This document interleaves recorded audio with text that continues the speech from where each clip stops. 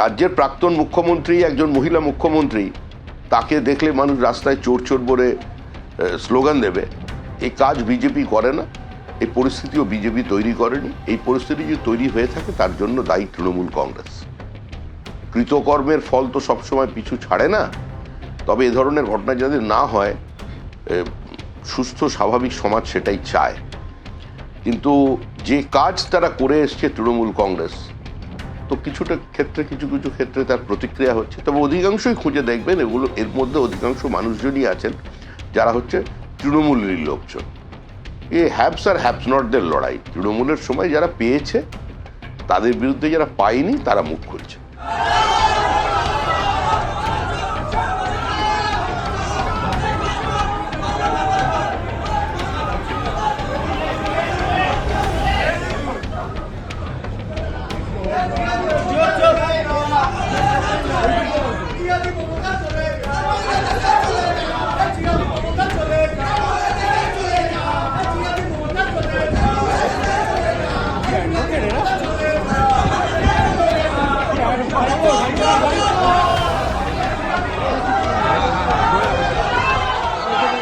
মুখ্যমন্ত্রী সম্বন্ধে কিছু বলবো না, হাতে অনেক কাজ।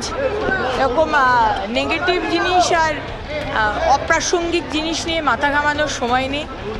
অনেক প্রতিশ্রুতি আর সময়টা অনেক কম, তাই এখন সম্পূর্ণভাবে শুধু কাজে আমরা মন দিয়েছি।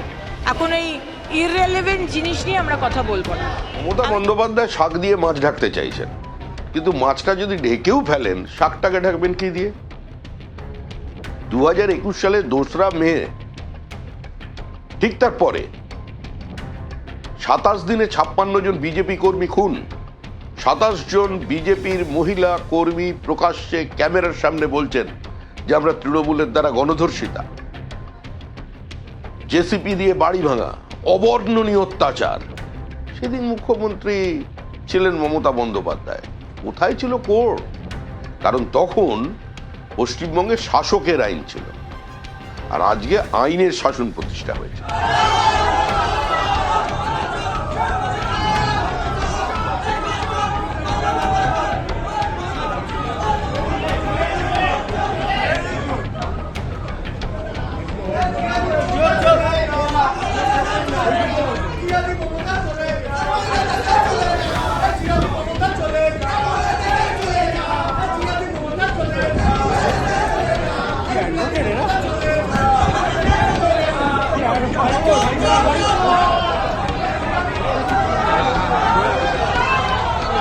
পশ্চিমবাংলায় এই মুহূর্তে কোনো গণতন্ত্র বলে কিছু নেই।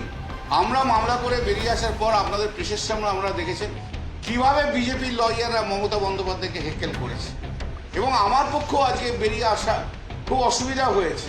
এবং একটি ছেলে যে শুভেন্দু অধিকারীর ভবানীপুরে ইলেকশনে ছিল, কি নাম, সূর্যনীল দাস অ্যাডভোকেট, তিনি মমতা বন্দ্যোপাধ্যায়কে সেদিনকে হেকেল করেছিলেন, এবং আজকে এসে সেও আবার মমতা বন্দ্যোপাধ্যায়কে হেকেল করার চেষ্টা করেছে। অকথ্য ভাষায় গালাগাল দিয়েছে, যা তা কথা বলেছে। এই আমরা পশ্চিমবাংলায় আছি।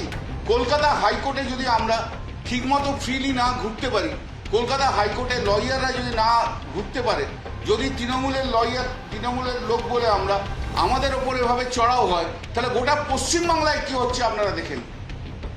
আপনাদের অনেকে ভিডিও করেছেন হয়তো ফোন টোনে, সেই ফোন টোনে দেখতে পাবেন যাচ্ছে তাই গালাগাল দিচ্ছে, যাচ্ছে তাই গালাগাল দিচ্ছে।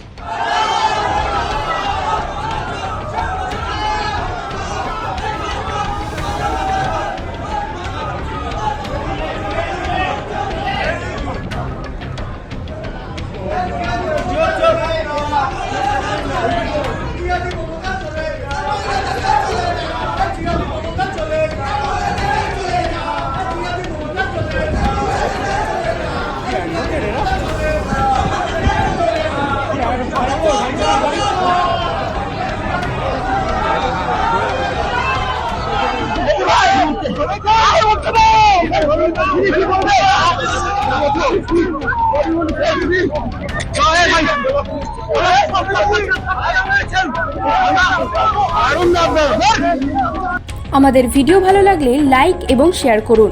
কমেন্ট সেকশনে গিয়ে জানান আপনাদের মতামত। আরও ভিডিও পেতে আমাদের চ্যানেল সাবস্ক্রাইব করুন এবং প্রতি মুহূর্তে খবরের আপডেট পেতে প্রেস করুন বেল আইকন।